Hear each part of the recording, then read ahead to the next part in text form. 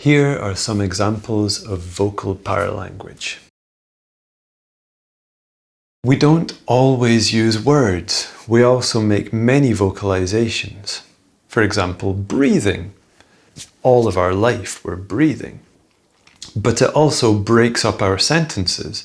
So as someone is speaking, every so often they have to stop and breathe, which naturally cuts up the text, and it also gives the listener moments to reflect on what has just been said. But breathing is also something that can be used in a dramatic way. For example, if something dramatic happens and I go, the gasp, I went, I'm surprised, I'm shocked. What happened? Another vocalization that we do is if we're questioning what we've just heard. We might be disgusted by it, or we might be condescending, like, I don't agree. And we can do that just by going, a tut. That's all it is. And it expresses a lot. People can get quite angry if you use that one too much. Another example would be the moan.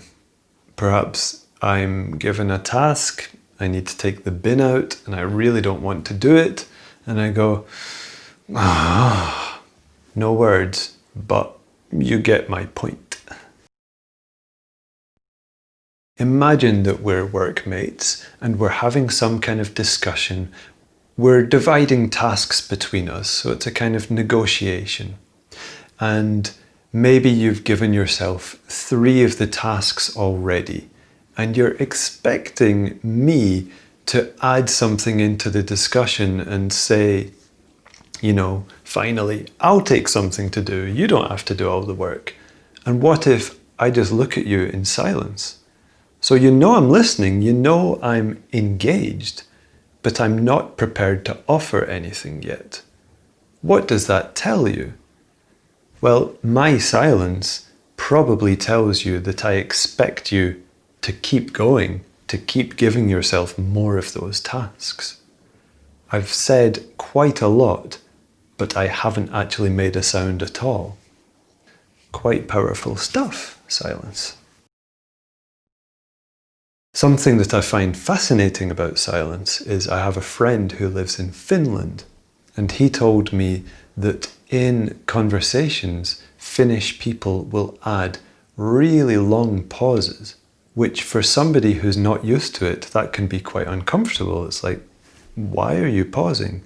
But of course for them, it's natural. What about the intensity of how we say words, the volume? What if we are flatmates and I say to you, the bin, and you're like, okay, the bin, and? Or if I said to you, the bin, then something is implied. It's probably me saying to you, it's your turn to take out the bin. It's really full, haven't you noticed? That extra emphasis just says, I'm telling you, I find that really important right now, and I'm a wee bit angry about it. Intonation, think of it as the melody of the sentences that you're saying. So a great example with intonation, of course, is the use of the question mark.